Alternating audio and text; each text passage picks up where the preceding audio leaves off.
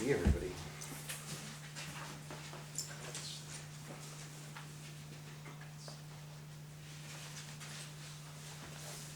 Let my sleeves go to work.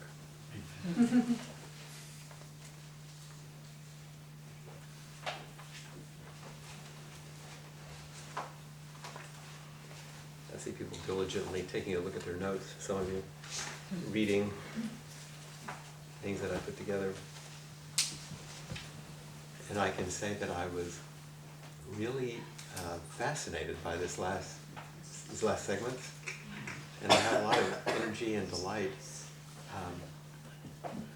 And it's as if I was like stumbling my way through it, you know, with all the typographical errors in here. They're embarrassingly abundant. I hope you'll forgive my errors. Attempting to put it together. They're kind of useful because you have to then go back and read. Well, figure out what they're saying. I know. It's kind of like we were in Mexico, you know. Yeah. It's like, what is that really saying if you translate it? Yeah. You know, and you have to really pay attention because you got to translate it appropriately. So you have to translate the Flint typing. You go, what did we mean? So it's a bit embarrassing, but oh well. Apparently that's how I do it. So.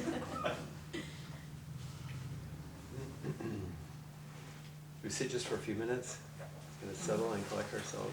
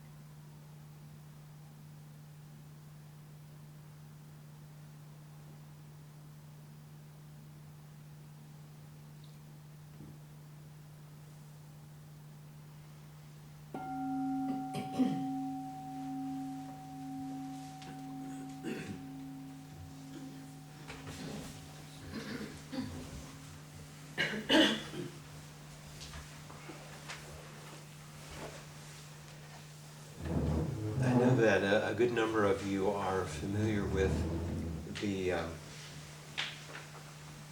confession or repentance that we utilize in our early morning liturgy.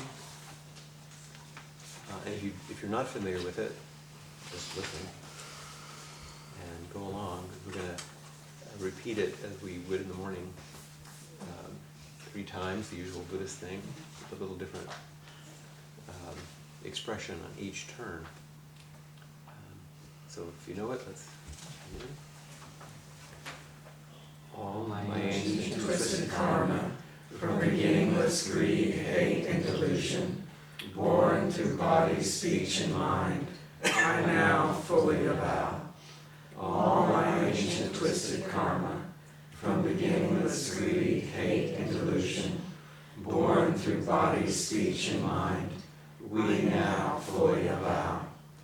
All the ancient twisted karma, from beginningless greed, hate, and delusion, born through body, speech, and mind, all being now fully avowed. Thank you. Deserves a bell.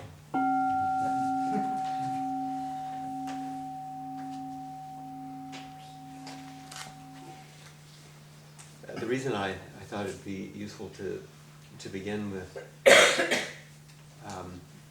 that chant is because it invites a way of reflecting on ourselves and our practice and our interdependence in a way that this sutra, at this point, is turning us toward. In fact, when the last spoke, in the Vimalakirti mini-series, they show the little clips from the last episode. It's kind of useful in a way. I'm going to go back to the beginning. The Buddha is doing what the Buddha does, is traveling and teaching, and ends up in this beautiful garden outside the city, offered to him as a place to rest by a prostitute. So in the beginning, there's already a suspicion about what this is going to be. And as he and his disciples and the bodhisattvas gather in the garden to practice, the Vimalakirti, who's this wealthy businessman, quite powerful in the city, knows the Buddha is there. The Buddha has a sense of Vimalakirti being there. And Vimalakirti decides to fall into a state of sickness, which the Buddha and the bodhisattvas realize is happening, and so the Buddha suggests that they go check on him since he's ill. And of course, there's that famous sequence in the beginning where all of them go, not me, he scares me. And in the process, they then describe each in their own turn, person after person, of what they learned in their last encounter. But the learning was powerful and challenging, and they were reticent to visit him again. Until finally, Manjushri decides, okay, I'll go. So then, of course, everyone wants to come along and see what's going to happen. And then there's the sort of magical things that happen as these 32,000 visitors get into a 10 by 10 room and ascend a lion throne, and they all fit fine. And so it begins also this next sense of, oh, there's going to be imagery in teachings which are going to be quite profound, which are not literally true, but are profoundly true. What's possible in the land of awakening? What's possible in our own hearts and minds? And then the famous turn when they check on Vimalakirti and ask why he's sick. He says, I'm sick because the world is sick. And so we find ourselves there, now, here. And we find ourselves, I think you find yourself sometimes feeling a bit sick because the world is sick. And then he says, when the world is no longer ill, I'll be cured. And so he frames it in a bodhisattvic perspective. They were all in the same boat together. So once they're there, and the encounter has begun, then many things ensue, including, at one point, the arrival of the goddess, who sweeps in and takes things to a whole other level, challenging most of our beliefs about practice, and about ourselves, and about what freedom and relinquishment really does mean, including all of our ideas about gender and ourselves, and she does a marvelous job. There comes a point in which then they're asking Vimalakirti and also the Buddha about how do you enter the way now that all this has happened. And that's where we ended up last time. But I'm going to actually rewind, and we're going to go over a little bit of it again because it's really crucial. It's so important. So that's why my notes begin here with a quote that actually we touched on last time from Manjushri. If you plant seeds in the sky, they will never grow. I just love that line. Only when you plant them in well-manured soil that they sprout and flourish. So it's a reflection on the chants that we often do about a lotus and muddy water. That it's in our lives where things actually come to life. It's through embodiment, through presence, and connectedness to fleshy, earthly, wobbly life, where things actually happen, not in the sky of heaven or perfection, or somehow a purified state of heart and mind. And then, because I love Joan Sutherland's language so much, I added this longer piece. And in part of her reflection, she says, we are many generations from the time, and I added the time of the early sutras. We're many generations separate from that. And we've seen many cycles of fever, healing, and fever's return. In other words, history. Along the generations, we've gathered some powerful medicine in the form of literature and art, myths and practices, including the sutra that Vimalakirti speaks, this sutra. Just now, the temperature of the world seems to be rising toward delirium again. It's a great phrase, isn't it? Mm-hmm. Just now, the temperature of the world seems to be rising toward delirium again, reminding us of Vimalakirti's litany of dangerous places, all of his warnings. And in this case, of course, the wealthy, powerful businessman becomes the one who warns against the dangerous places instead of the one who invites us into dangerous places. Fortunately, we also have the compass and sextant he offers to navigate those places, what we don't have in our leadership right now. A peaceful and generous heart, a space fragrant with awakening where we can meet with our own companions to try to be, in Leonard Cohen's immortal words, the balancing monsters of love.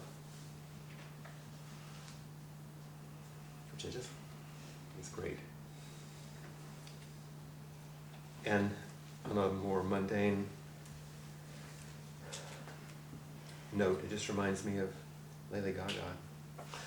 They're little monsters of love. Because her whole message is about connection and love and acceptance. So there's an echo, I think, actually from Leonard Cohen, in a way, through her work. Fortunately, we also have the compass and sextant he offers, that we offer each other, that these teachings offer, that our lives offer to each other when we connect. A peaceful and generous heart. Do you know peaceful and generous hearts in the Sangha? Do you? Mm-hmm. No. A space fragrant with awakening. You know, remember there's the fragrant ones that happen in the sutra, where we can meet with our companions. This, if nothing else, when I speak to people about Appamada and ask them what it's like, so many people will say it's a place where I meet my companions. I can be with my friends. The balancing monsters of love.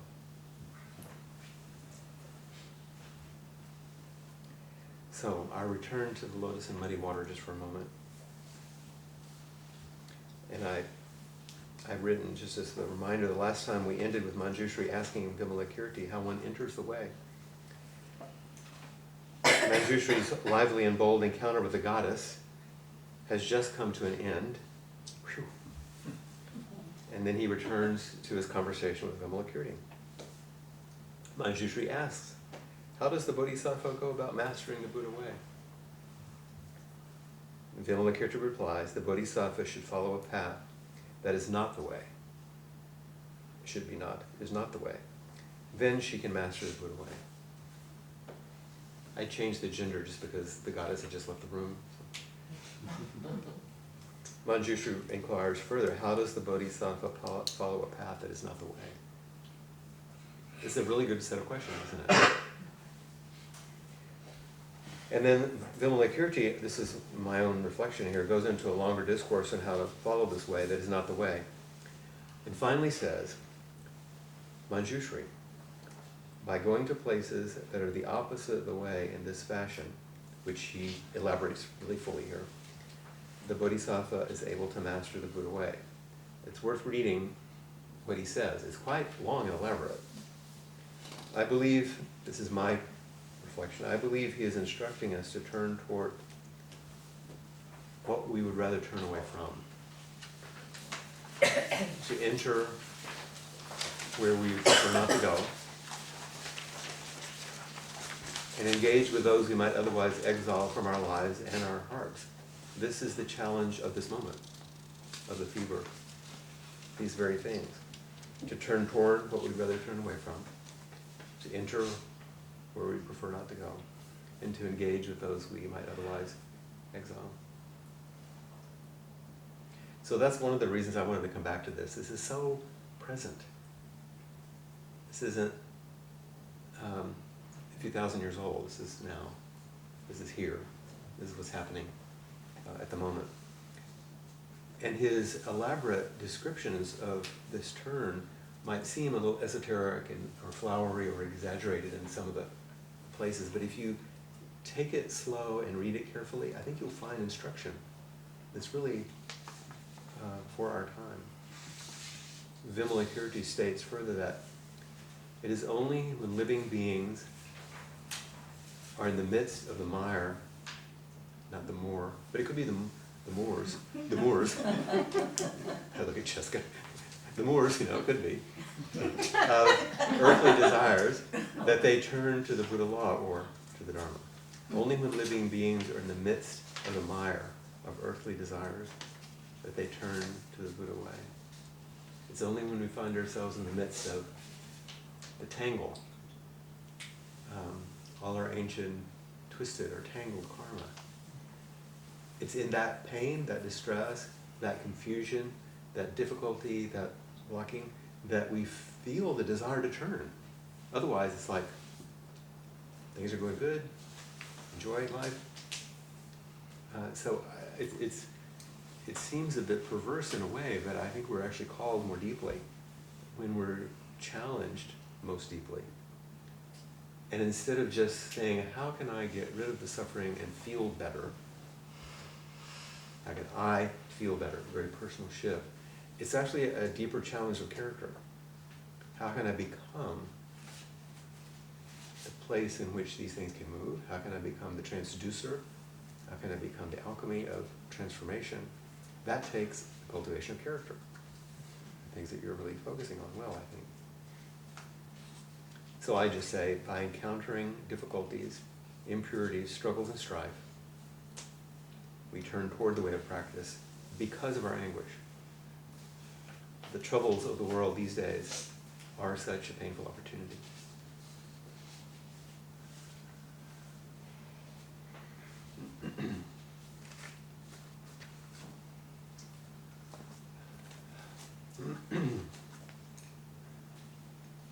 So how do we awaken the heart?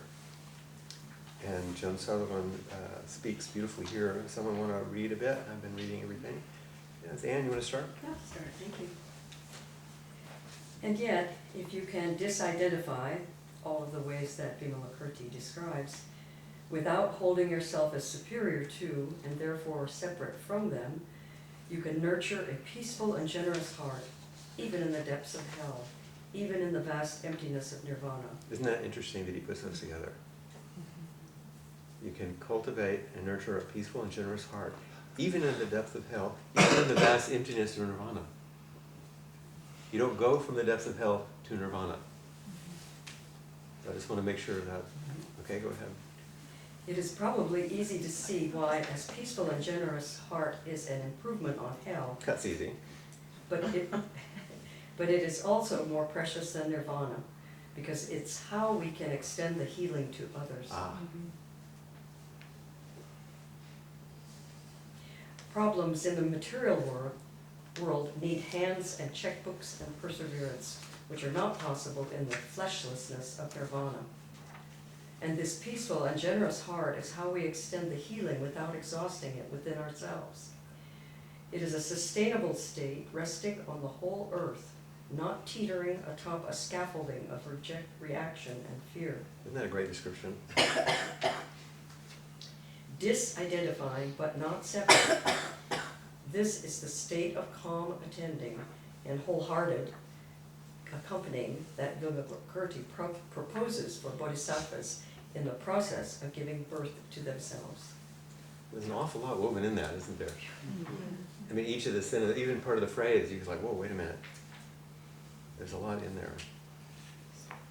So, let me just read this reflection I wrote below it. This is an amazingly clear description of unblending from parts, which are triggered, but turning toward the part rather than away.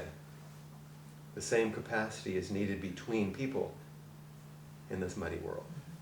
Vimalakirti uses the famous image of a lotus, a symbol of awakening, growing in brackish water, an image of samsara. But if we go back to this longer piece that Anne that you just read, there's this,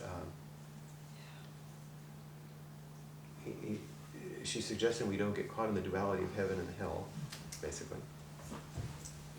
Even though we can see why a heaven realm would be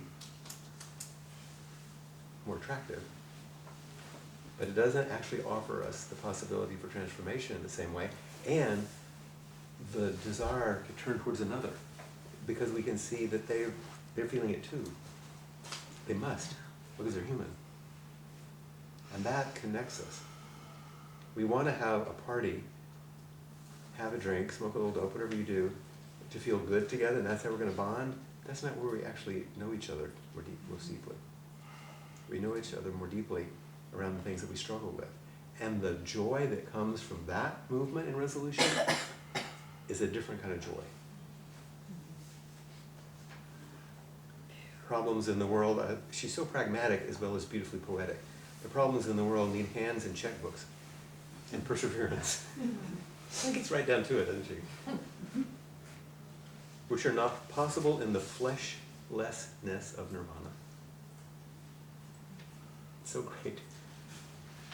This peaceful and generous heart is how we extend the healing without exhausting it within ourselves.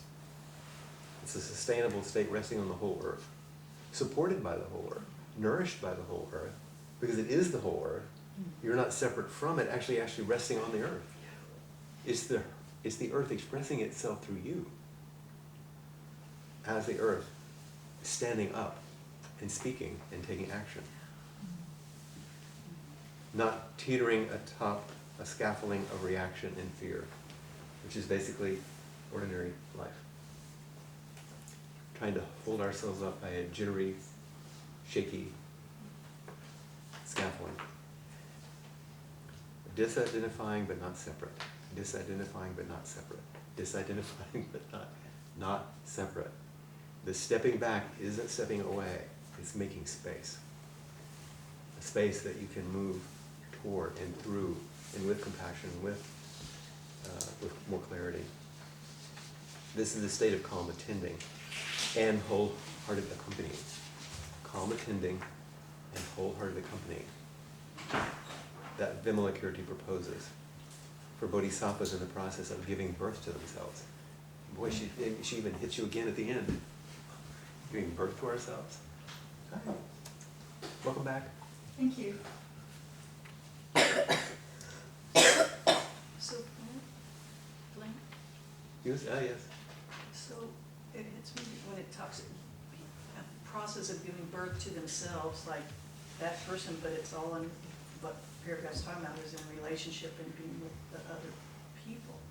Well, that's why when we chant, we say, I now fully avow, we now fully avow, all being now fully avow.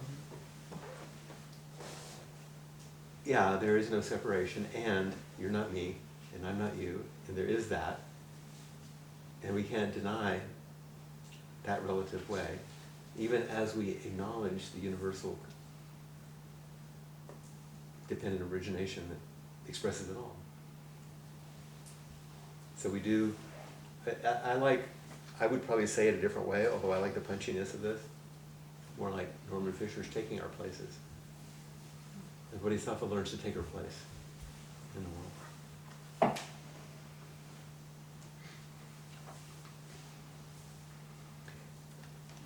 And then Vimalakirti states, if you plant seeds in the sky, they will never grow, the one we started with. Only when you plant them in well-manured soil that they sprout and flourish.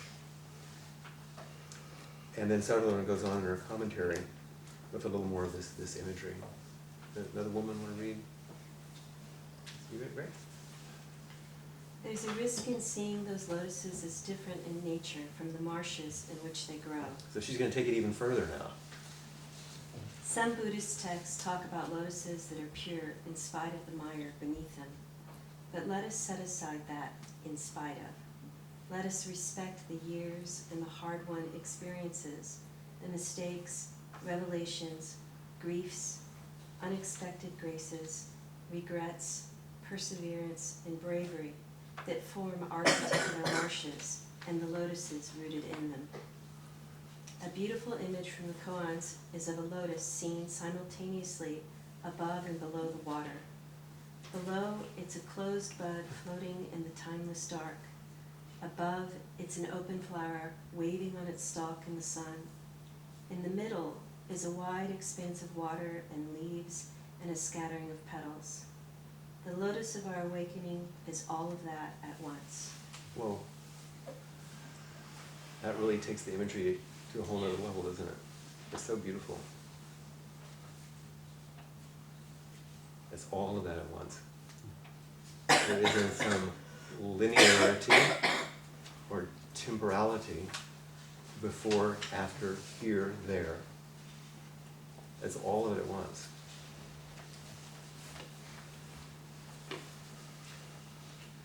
Does anyone here not have a sense of some potential unopened in the dark somewhere in you? Anyone not have that? And sometimes it's harder for us to actually own up to the open flower in the stalk in the sun. Others see it easier in you. They'll maybe see your beauty reflect it back to you. And in the middle is this wide expanse of everything else. everydayness, and everyone else. And the lotus of our awakening is all of that at once. As I was going through this, I thought, wow, I had no idea when I was deciding to teach Living or Dying, followed by Sex, Shadow, and Spoken, that it would set this up so well. Because that's really what we're just going deeper and deeper with an old text, and these universal teachings that come through this kind of imagery. So a final reminder about light and dark here.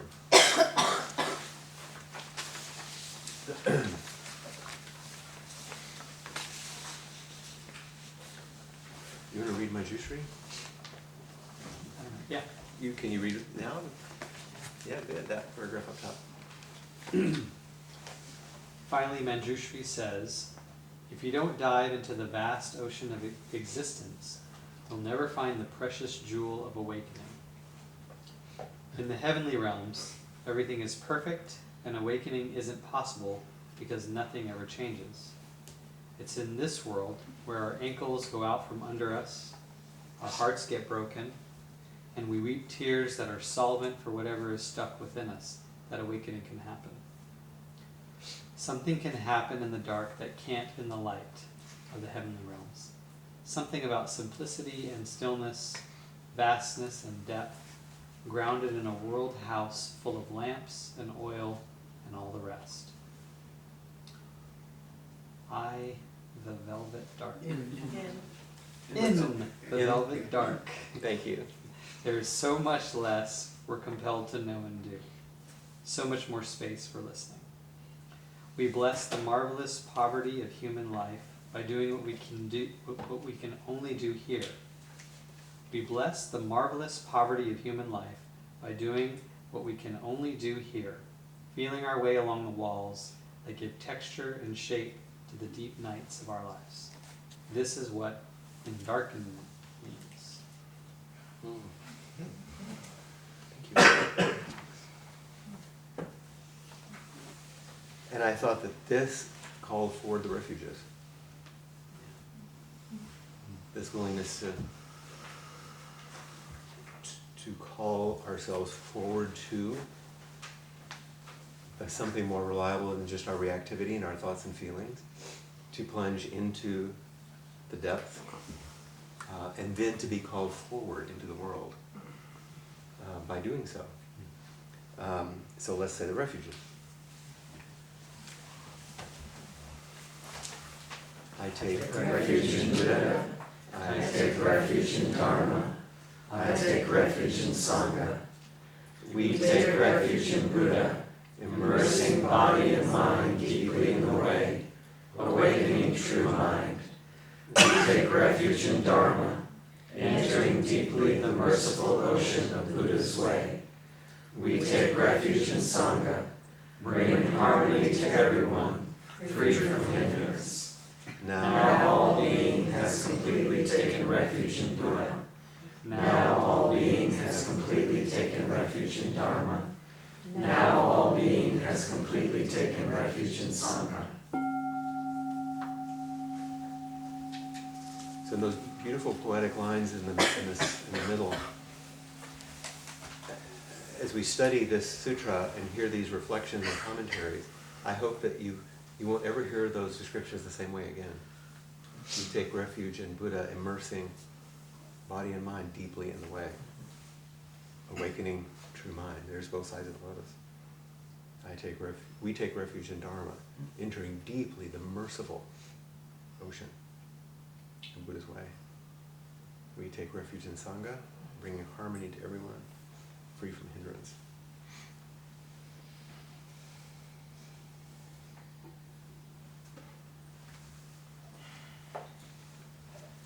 So this is what resonated for me at the end of this. Does that make sense to you? And now we're going to go to chapter 9, which in some ways is the most famous, at least in the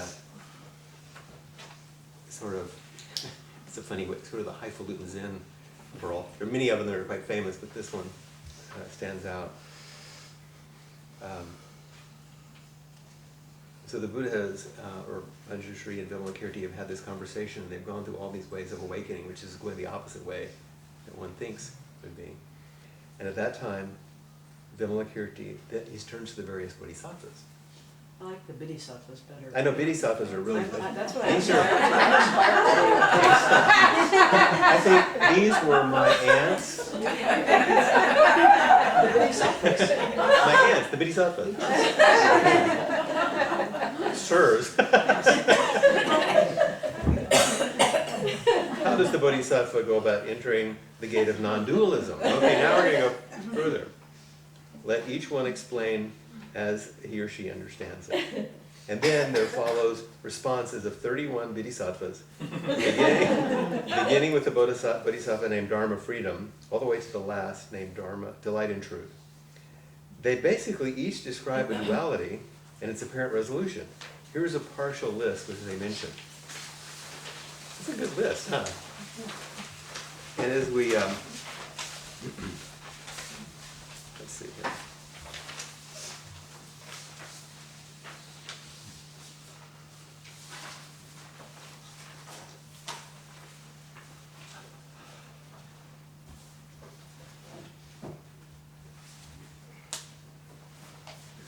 Let's see here. Entering the gate of non-dualism. Here we go. I'll give you an example of one of them.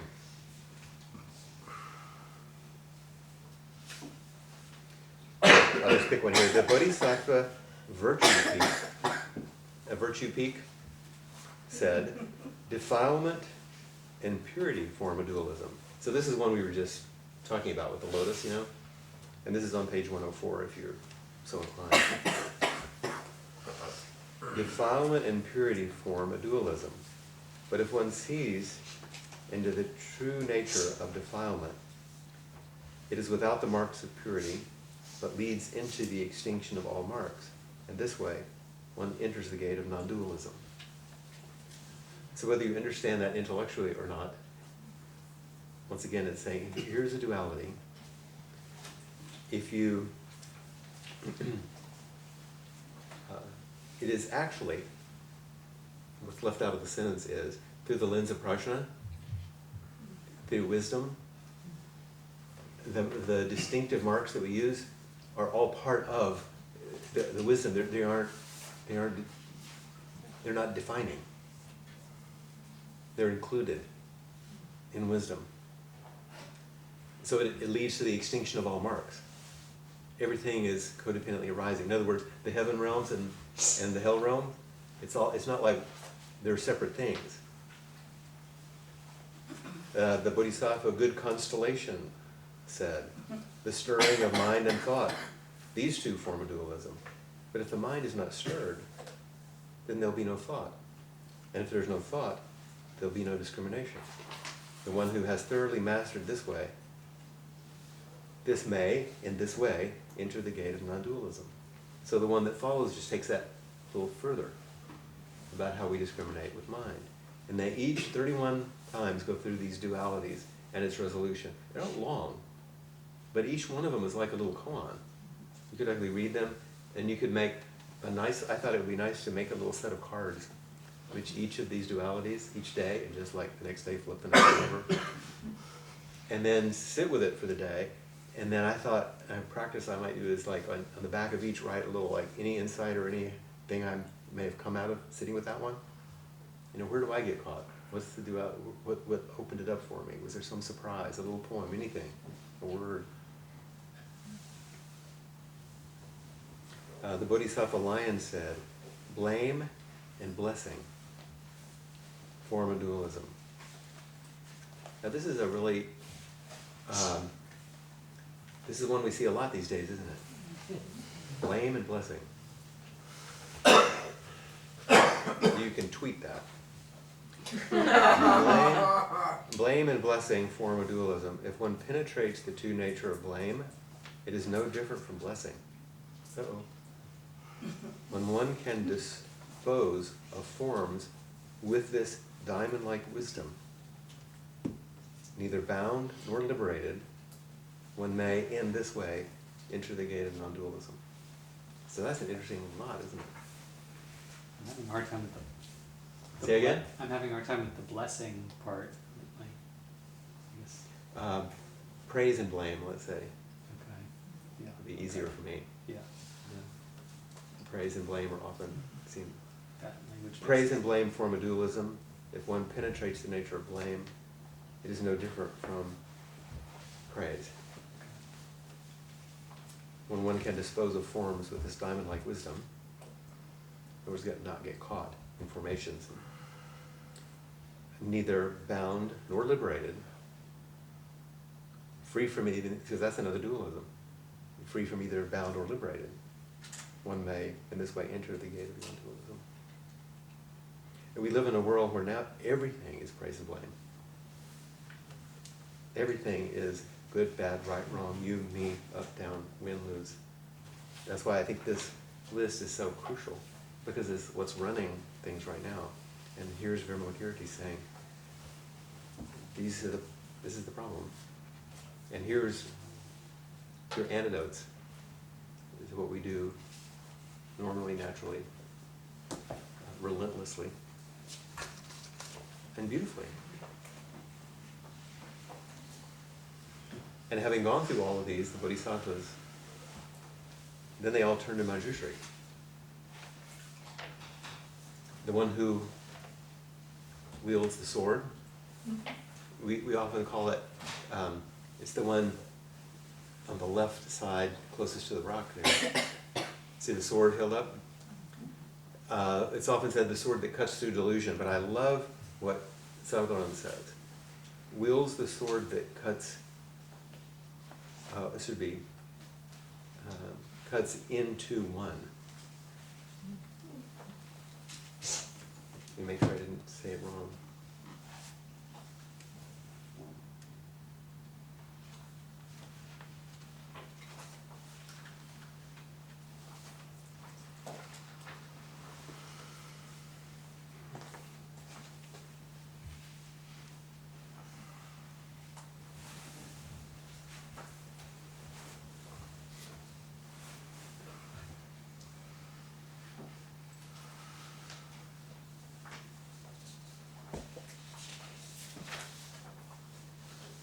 I can't find the quote now. Here, yeah, wielder of the sword that cuts into one. And I realized, I kept making it one, Number one. but it's the one that cuts into one. And echo the question, how then does the bodhisattva enter the gate of non-dualism? So they turns to Manjushri, asks him, like, what do you think? You've got the sword. It looks like it's something that divides. It cuts into one. One. Manjushri replied, to my way of thinking, all dharmas are without words, without explanations, without purport, without cognition, removing from all questions and answers. In this way, one may enter the gate of non-dualism.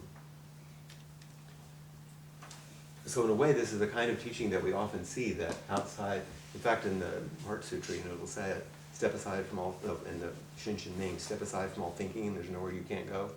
There are many things that say outside of concept, there's freedom. But I love what Sadhguru says. So Manjushri sweeps everything back to emptiness, saying that you enter the gate of non-duality by not having language, not by a bot having language, I like or it even in thoughts. CI then. I know. It's like bot having language or even There's- thoughts. I know. There's a bit of irony in Manjushri's talking about not thinking or expressing anything, and his preference for emptiness over inquiry is yet another duality, and he's using words. Even as we're discussing how to enter the gate of non-duality, it's just so difficult to escape, and that's part of the point. That even in his beautiful and not incorrect response, he's still using language that offers a duality. And we're seeing, gosh, boy, is it slippery. And that's the point. Then Manjushri says to Vimalakirti. So everybody's giving their thing. They all turn to Manjushri. He says what he says. Manjushri turns to Vimalakirti finally, the one who began this round of questioning at the beginning, and says, each of us is giving an explanation. Now, sir, it's your turn to speak. How does the Bodhisattva enter the gate of non-dualism? At that time, Vimalakirti remained silent and did not speak again.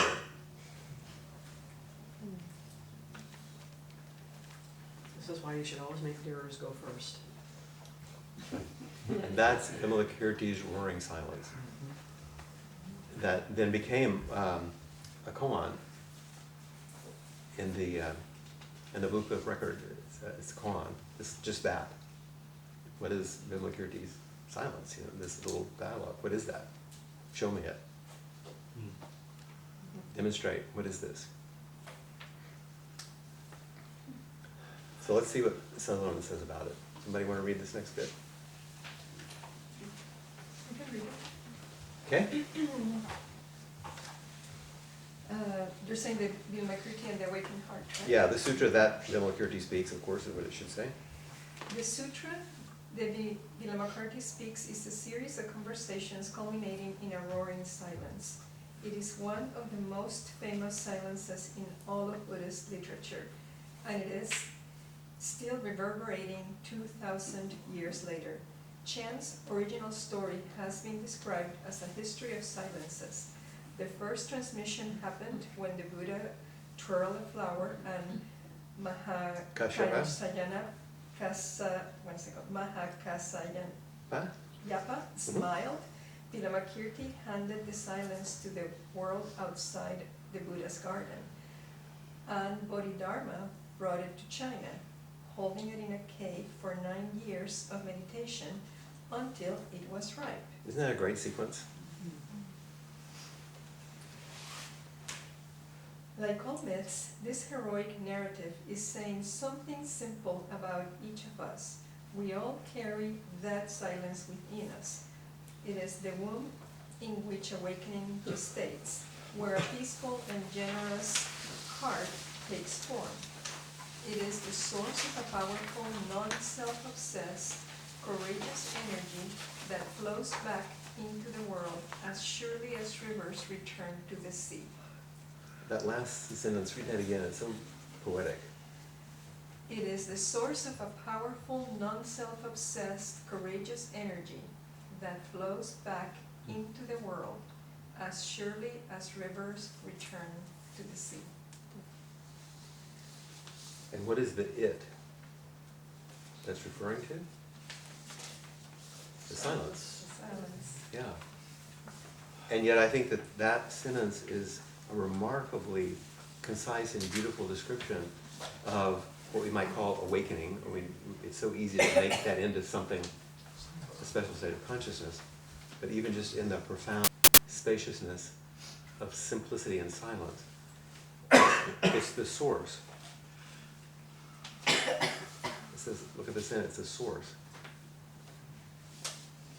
of a powerful,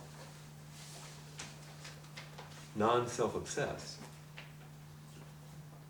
courageous energy that flows back into the world as rivers return to the sea. So we see in that sentence a description of the Buddha's awakening and the Bodhisattva path, all in one sentence. And its natural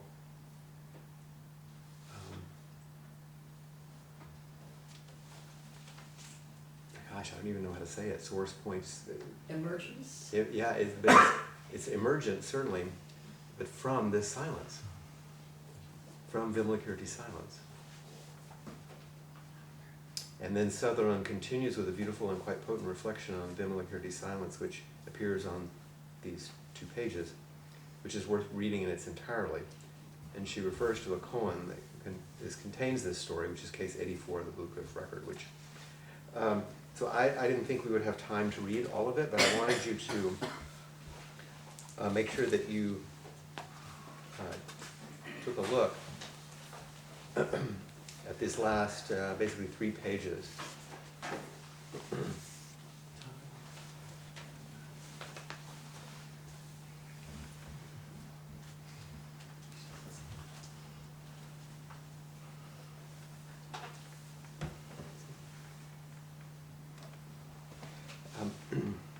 So once again, it's extremely tempting to read the whole thing.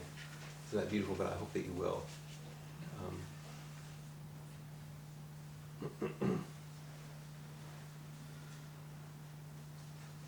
Because I think you will find it well worth your time to just read this as a follow-up to everything that we're speaking about tonight. And I love what she ends with. This is her commentary.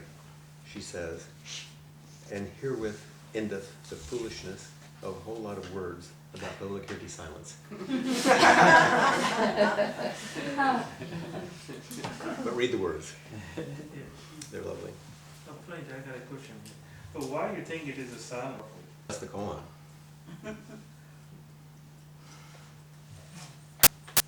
Why do you think so? And I'm not just trying to be obscure. I mean, why would you?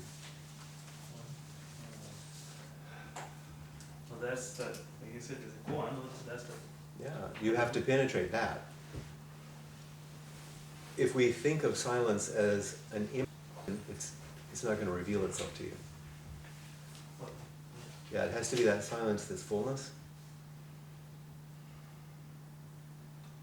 that doesn't look for a toehold, it doesn't look for a place to stand, it doesn't look for a place to rest, it doesn't look for a final conclusion.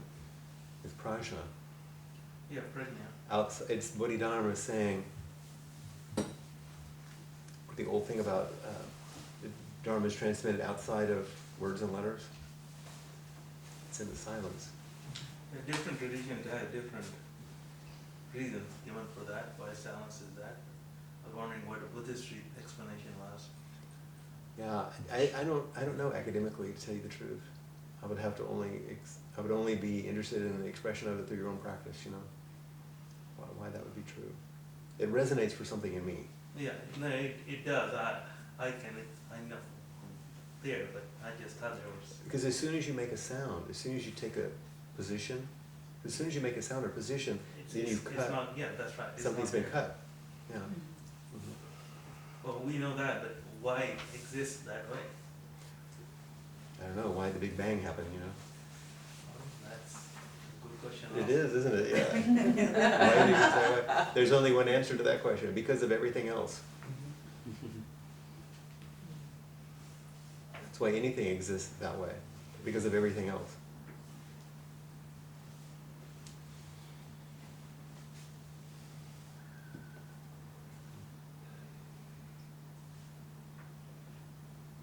Fragrance accumulated. Now this is the smelly part that I was mentioning earlier. This is like the next sequel. At that time, Shari protected himself. It's almost noon. What are all the bodhisattvas going to eat? It starts getting practical. Then Vimalakirti, knowing what was on his mind, said, "The Buddha preached the 8 emancipations. You, sir, should undertake to practice them." Vimalakirti then entered samadhi and, employing his transcendental powers, showed the great assembly a country called Many Fragrances, situated in a region high above, beyond Buddha lands as numerous as the sands of the Ganges. So this is one of those extravagant things that you have in the Prajnaparamita Sutras.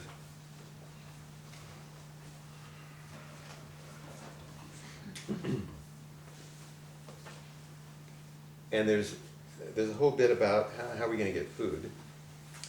And I think it's very interesting that you find these kinds of magical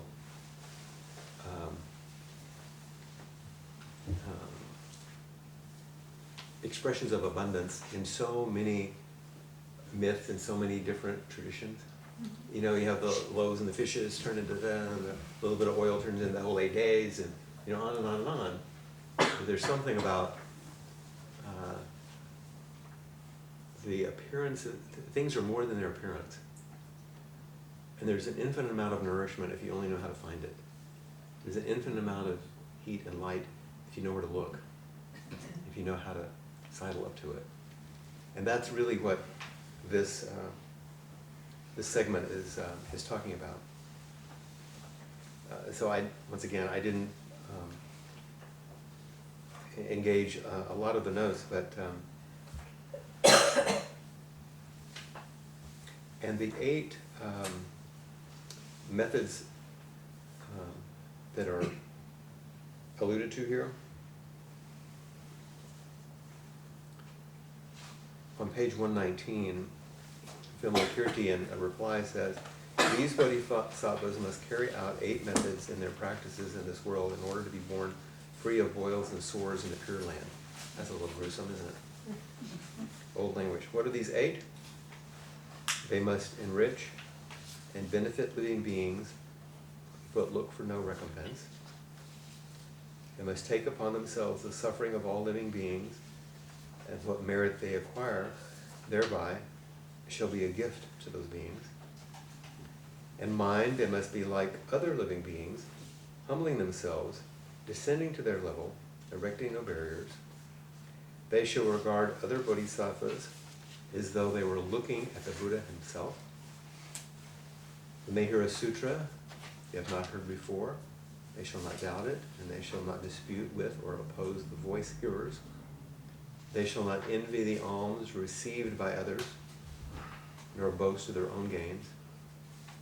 In carrying out their methods, they must regulate and control their minds, constantly reflecting on their own faults and not censuring the shortcomings of others. At all times, they shall, with a single mind, strive to acquire merits. These are the 8 methods. Okay?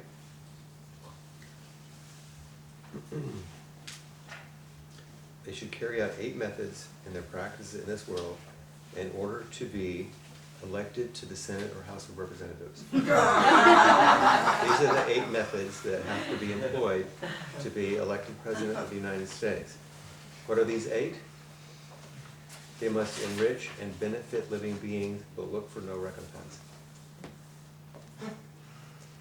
They must take upon themselves the suffering of all living beings, and what merit they acquire shall be a gift to those beings. In mind, they must be like other beings, humbling themselves, descending to their level, erecting no barriers. They shall regard other bodhisattvas as though they were looking at the Buddha herself. When they hear a proposition or teachings they've not heard before, they'll not doubt it, they'll get interested.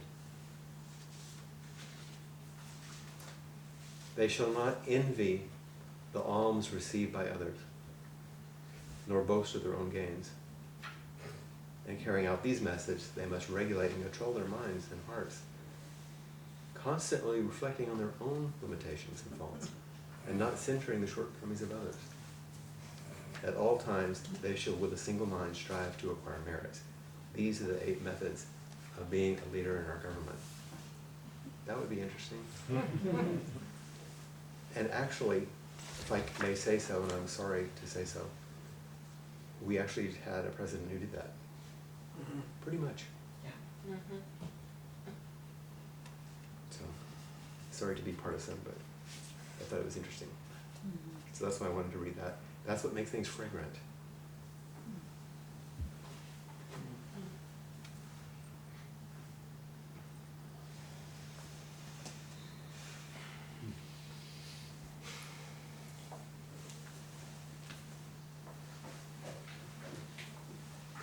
And then Sadhana's reflection.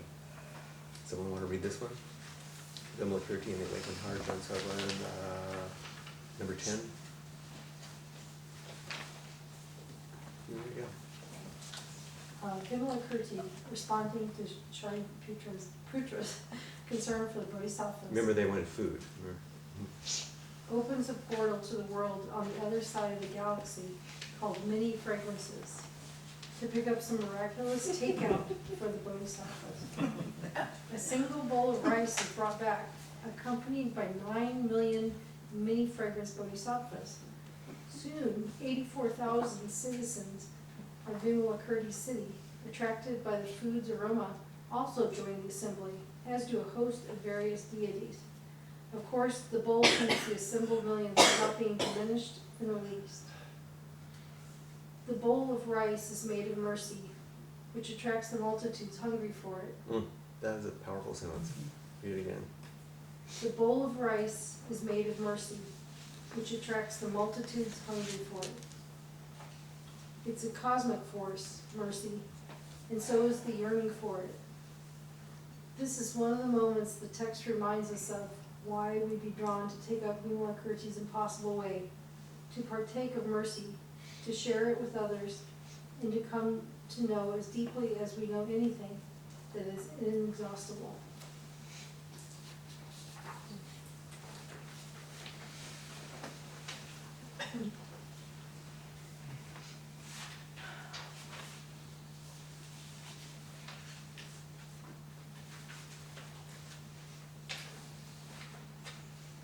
A world not based on lack, not based on greed, not based on separation and competition. The fragrance that comes from understanding fullness and care and mercy, and how we all yearn for it, and how we all will actually feel rewarded by offering it instead of diminished.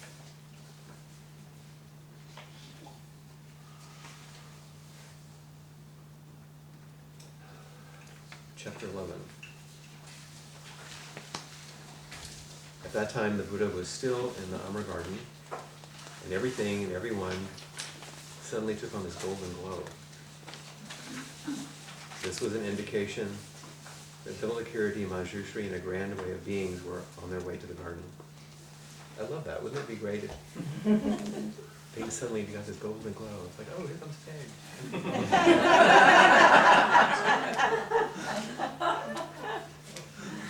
And then Sutherland's comment once again, and Vivek, you wanted to redo that next paragraph there. Vimalakirti hasn't been quite the same since his revelatory science, and in his new, vast aspect, he picks up the entire assembly, along with their thrones, and carries them in the palm of his hand back to the garden. The word that at the beginning of the story was a problem to be endured or repudiated has become something to carry with us tenderly in the palm of our hands. Once everybody is back in the garden, Anand says to Vimalakirti, "You smell really nice." What is that fragrance? Vimalakirti explained that in our life there are times when we partake of this bowl of fragrant rice made of mercy, and for a while we become fragrant ourselves. This cycle is repeated throughout our lives. We eat from the bowl of mercy again, we purify again, we become ordinary again, and we move to the next cycle. Each meal provides the fuel to go on to the next thing, and so it goes. I don't know about you, I'm just knocked out by this. It's so beautiful, and so, like, yes. And the way that Sutherland has such an ordinary way of saying, you know, Vimalakirti is not the same since he, like, totally blew his mind, and everybody else's. And so he just decides to pick up everybody and carry them back to the garden in the palm of his hand. And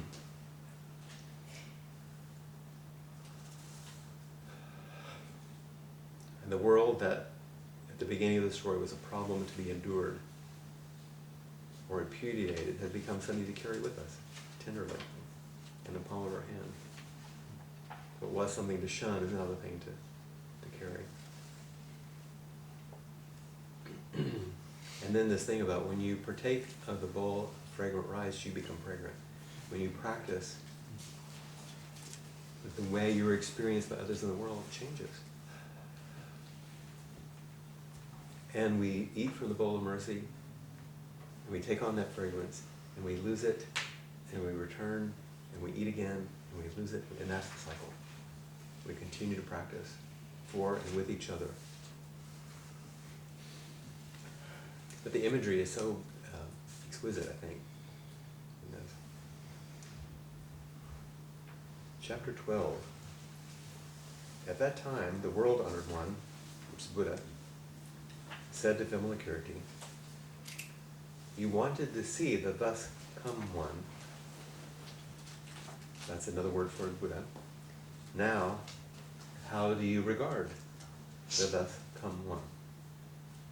And Vimalakirti said, see, now Vimalakirti's in the garden. they're not at Vimalakirti's anymore. Because he brought them in the palm of his hand to the garden, to the Buddha, who'd been waiting there all the while while all this stuff's gone on. So he's no longer sick. Huh? He's no longer sick. Apparently not, he's doing pretty well. Vimalakirti said, as I would regard my own true form or reality, in that same way do I regard the thus come one. I regard the thus come one as not existing from past times, not departing in the future, not abiding here at present. I do not regard him as form. I do not regard him as resembling form. I do not regard him as having the nature of form. And so he continues. So the Buddha is asking Vimalakirti, you wanted to see this, and now you do. How does it look? And he's saying, dude, this is not about form. In any way you might try to approach it. In fact, the title, the thus come one, doesn't suggest some kind of God showing up or goddess showing up, or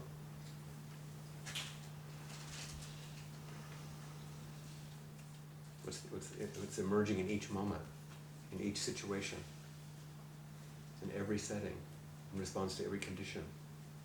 What comes. It's not bound by any one form. Can it show up in form? Sure. Any form. All form. Nothing but form. And that now we have the Heart Sutra.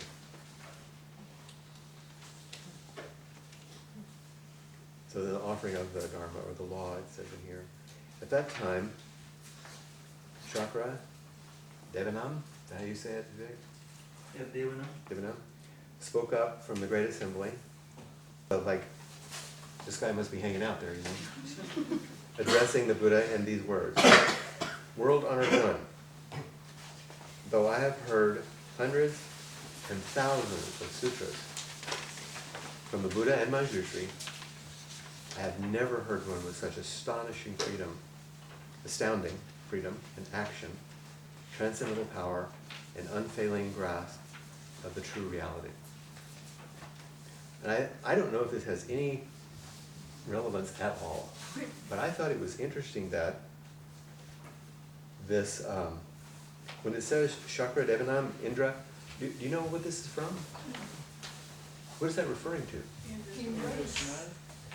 Well, Indra's net is an idea, yeah, but it's basically, this is a Hindu reference, right? No, Chakra, yes, is Indra, and he appears in different parts of the literature, especially the non-canonical.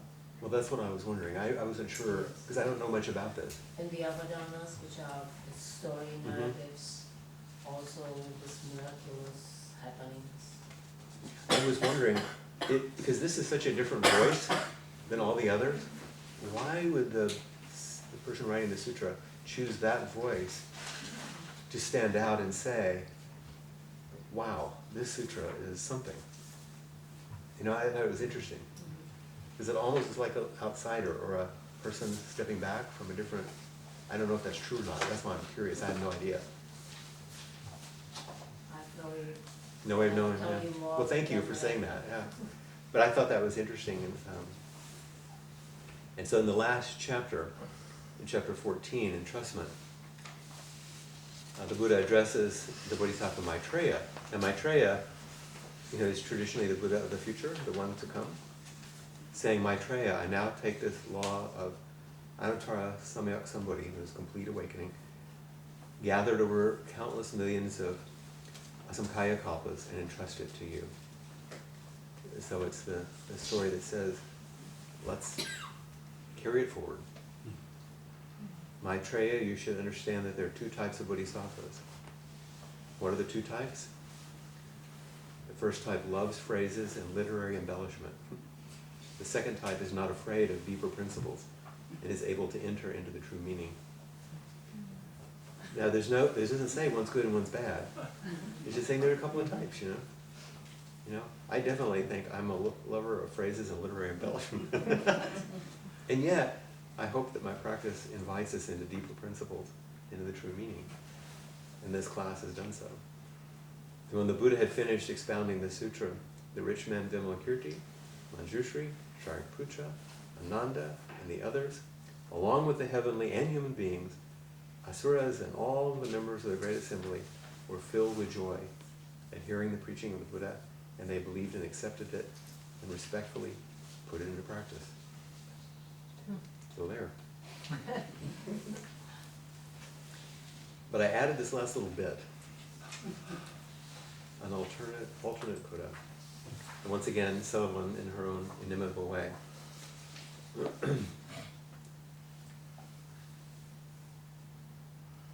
In the introduction, I spoke of the origins of the sutra.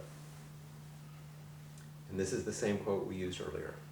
I just wanted to repeat this little piece of it. We are many generations from these times, and we've seen many cycles of fever healing and fever's return. Along the generations, we've gathered some powerful medicine in the form of literature and art, myths and practices, including the sutra that Vimalakirti speaks. Just now, the temperature of the world seems to be raising toward delirium again, reminding us of Vimalakirti's litany of dangerous places. Fortunately, we also have the compass and sextant he offers to navigate those places. A peaceful and generous heart, and a space fragrant with awakening, where we can meet with our companions to try to be, in Leonard Cohen's immortal words, the balancing monsters of love. So here's the alternative. Did someone want to begin reading this piece? Someone else is wanting to read on there? I'll continue to read. You read again? Sure, go ahead. A sick bodhisattva lying in a bed in a room. Perhaps the sick bodhisattva is the world with its broken open heart, its miseries and its portals to wondrous places across the cosmos. The world with its strange wisdom and air thick with compassion. The world filled to overflowing with beings of all kinds. The world of lamentation, the world of song. So this is where we start. A sick bodhisattva lying in a bed in a room. But then she says, no, wait. Just as Vimalakirti said, I'm sick because the world is sick. Perhaps the sick bodhisattva is the world. But then she makes some descriptions about a world that's broken open. And in those broken places, once again, Leonard Cohen, there's an entry point. The world with its strange wisdom and air thick with compassion is strange, isn't it? The world filled to overflowing with beings of all kinds. The world of lamentation, the world of song.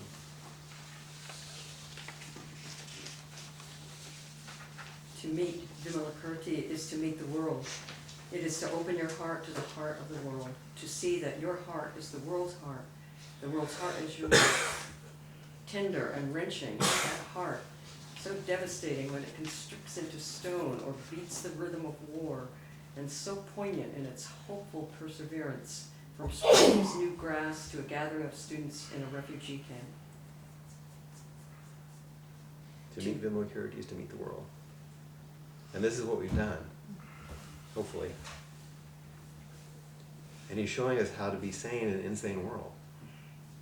To open your heart to the heart of the world, to see that your heart is the world's heart, and the world's heart is yours. Tender and wrenching, that heart. And we see the devastation of the way it looks when it constricts. We see the devastation done by constricted heart. Constricting to stone or beating to the rhythm of war. But it's hopeful perseverance. You know, it's amazing how our hearts go on, isn't it? I was speaking, if I can say so, and Susan, I hope you don't mind. I was speaking to Susan Cooley the other day, and she was talking about her father, Denton Cooley, who died a year ago in November. And it was the anniversary of her father's death, and him being a famous heart surgeon, you know, and she's kind of a buddy. I called her up and I said, I know this is the anniversary, I hope you're doing okay. And we talked for a while, and she asked about my father, who just had a stroke. And I said, yeah, I had to have a new pacemaker. She said, oh yeah. I said, we were with Dad and he was dying and we'd taken off all the machines and everything. But then we suddenly realized he had a pacemaker. So we had to call the guy to come and turn it off. There's a certain perseverance. It just kept on going. You know, but it had to turn it off. Isn't that interesting? You had to make a choice. The perseverance from spring's new grass, you know, it comes up through the sidewalk to a gathering of students in a refugee camp. To a gathering of students in a refugee camp. So, close to home now. To meet Vimalakirti is to meet the sick bodhisattva within you. Sick in pain, struggling, weary, also humble, yearning, pulled by undercurrents towards something essential. Can you feel the pulling? Like, why are you here? Why do you practice? Why would you come to a class like this? Why would you spend perfectly good time reading these old things? Pulled by undercurrents towards something essential. Bodhisattva, already radiant with love bigger than pain. Love bigger than pain. Lying on a bed, held up by the earth, resting on the vast night of space. And Anne, go and finish. To meet Vimalakirti is to begin to heal, discovering your own absolute, unquestioned, unmitigated, unbuffered, uncompromised allegiance to the life you already have. And there's a hell of a description of practice. Your own absolute, unquestioned, unmitigated, unbuffered, uncompromised allegiance to the life you have. You can save your own life with its lush garden of sick beds and bowls of mercy, and you can help in your infinitesimal and essential way to save the life of all other creatures in gardens and hospital wards. Sometimes it's so very hard, but you will have the help of others, and once in a while, a soft rain blossoms from a passing goddess. Isn't that lovely?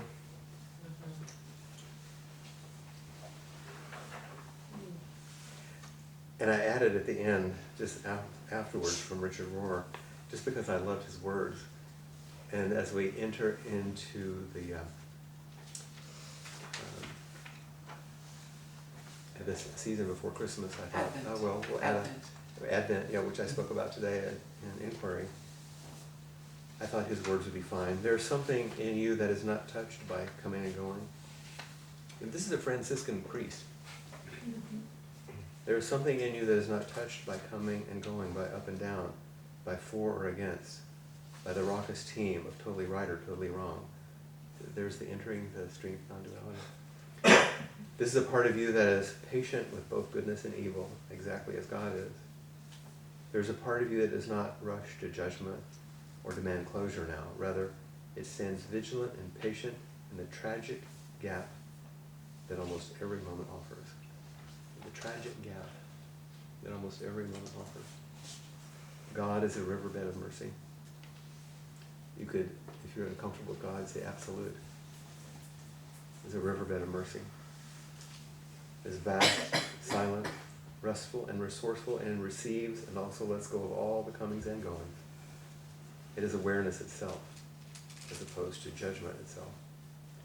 And awareness is not, as such, thinking. It refuses to be pulled into the emotional and mental tug-of-war that most of life is. To look out from this untouchable silence is what we mean by contemplation. Vimalakirti silence. So I thought that was really beautiful. And that the Absolute is a riverbed of mercy. If you think about a riverbed, it doesn't say it's a river. It's the space and the low place through which mercy moves. Can you become that? Can you become that riverbed of mercy for life to flow? And pretty much the whole sutra is showing us a way. And all of the boulders in stuck places and bends in the river, and the things that get in the way of it, and the bridges that are over it, and the roads that try to get around it.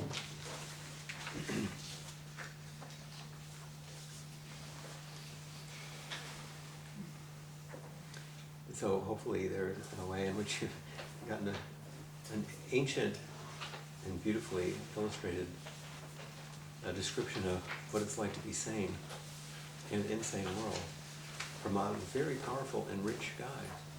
It could come that way.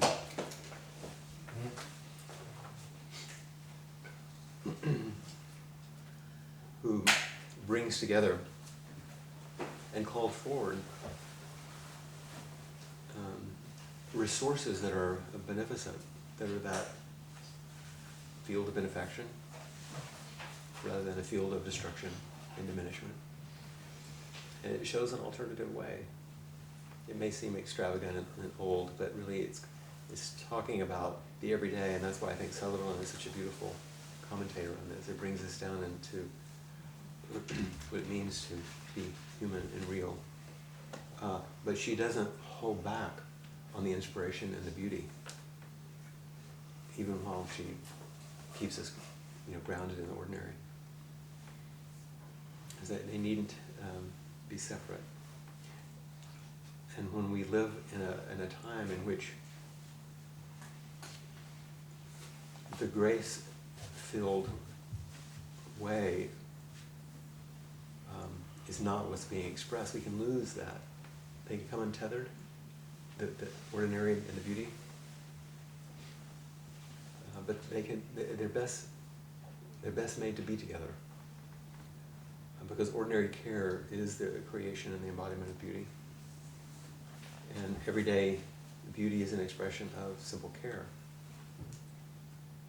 And it's one of the ways you can at least not lose your sanity, even if the world doesn't get more sane. That we don't have total control over. But we can help each other, and we can make a beautiful moment. We can create art. We can say kind things to each other, that you can touch each other and help each other. So I hope that you'll do that. And if you want to know how to do that more regularly, more easily, and with less anguish, practice together.